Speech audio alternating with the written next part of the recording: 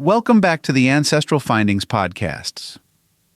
Genealogy has a built-in problem that never goes away. You are trying to rebuild real lives from records created by real people, and people get things wrong. Sometimes the mistake is innocent, like a clerk mishearing a name or a census taker writing down a guess. Sometimes the mistake is intentional, like someone shaving off years, changing a birthplace, or hiding a first marriage. Even permanent things like headstones can be wrong, because the person ordering it may not have known the exact date, or the stone cutter may have carved it incorrectly. Indexes and transcriptions help us find records, but they also introduce new errors. One wrong letter can split a family into two or merge two separate families into one. Online trees can spread those mistakes fast. After enough copying, a guess can start to look like a fact, just because you see it everywhere.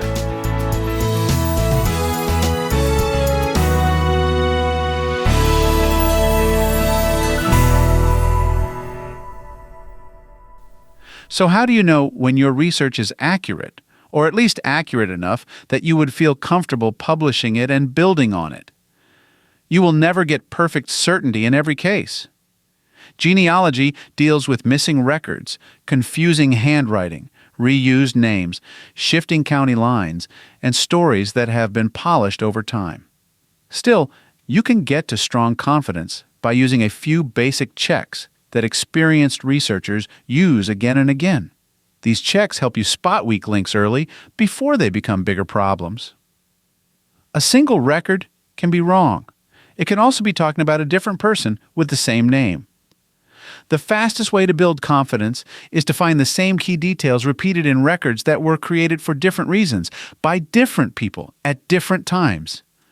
Look for consistency in names, ages, places, and relationships across multiple record types.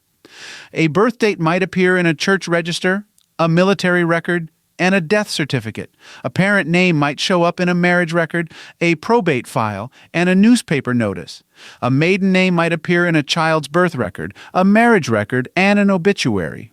When those independent records point the same way, you are standing on solid ground.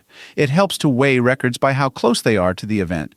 A document created at the time of birth, marriage, or death often carries more weight than a later record that depends on someone's memory. That does not make later records useless.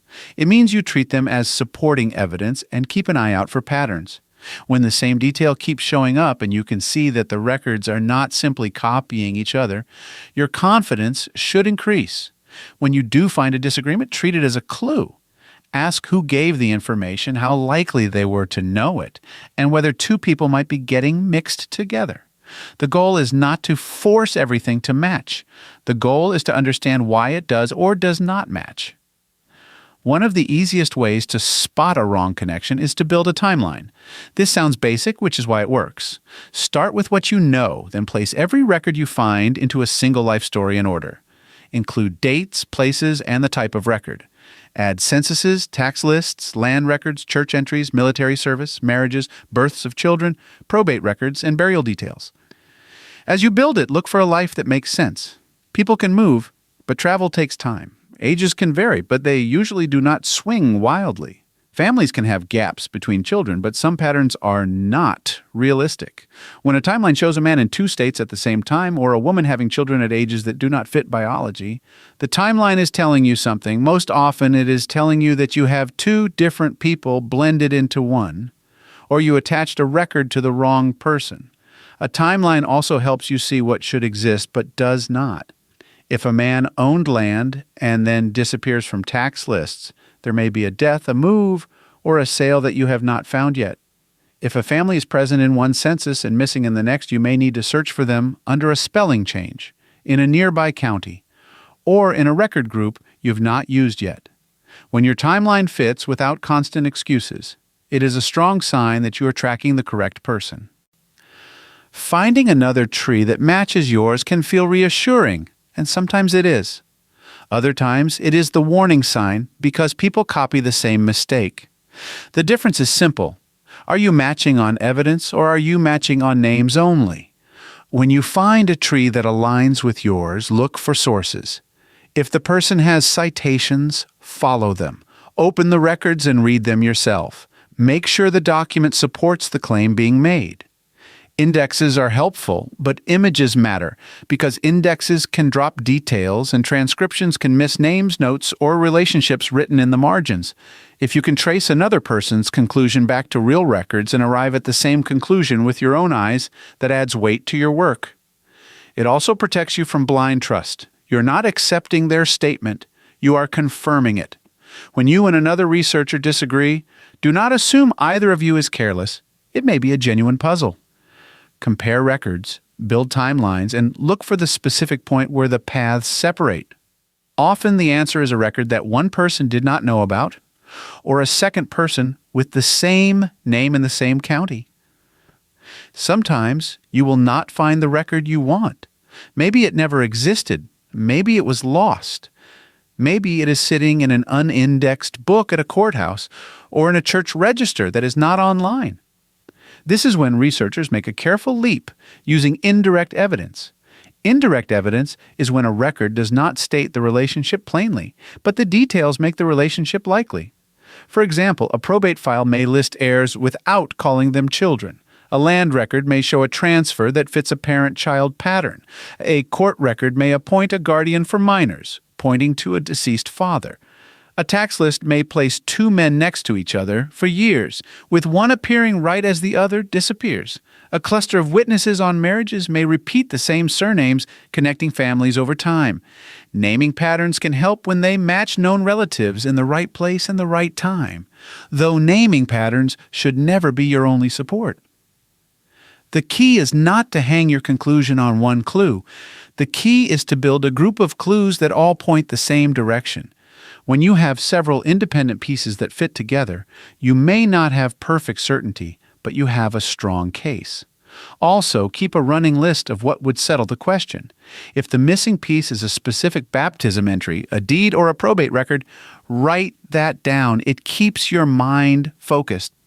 It also stops a leap from turning into a permanent assumption that never gets tested again. DNA testing has become one of the most useful tools for confirming family connections, especially when records are thin or confusing. DNA does not replace documents, and it does not work like a name tag. What it does well is confirm whether you belong in a certain family group. The best DNA work looks for patterns, not one match. One match can be misleading. A cluster of matches who all connect to the same ancestral line is much more meaningful. Shared match tools help you see who matches both you and another person. When several people match each other and also match you, and their trees point to the same couple or the same family group, that is strong support.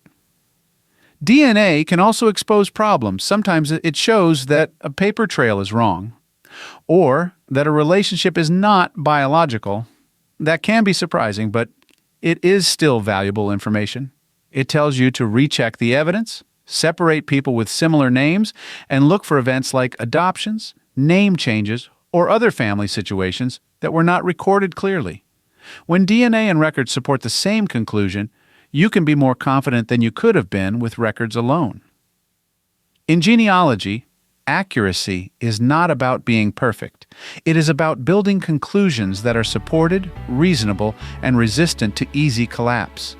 When your key facts show up in independent records, your timeline fits real life.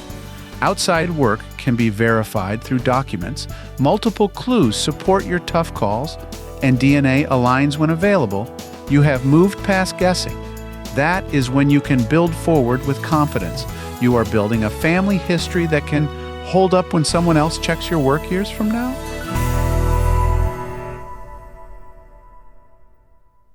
If you've got a hard-to-find ancestor you're stuck on, I'd love to hear about it. Just head over to ancestralfindings.com and click on Contact to send me a message. While you're there, take advantage of our free weekly genealogy lookups. Explore thousands of articles and enjoy hundreds of podcast episodes. We've been helping family history researchers since 1995. And if you're looking for even more, check out our Genealogy Gold Q&A series over on Patreon. Thanks for listening. And as always, happy searching.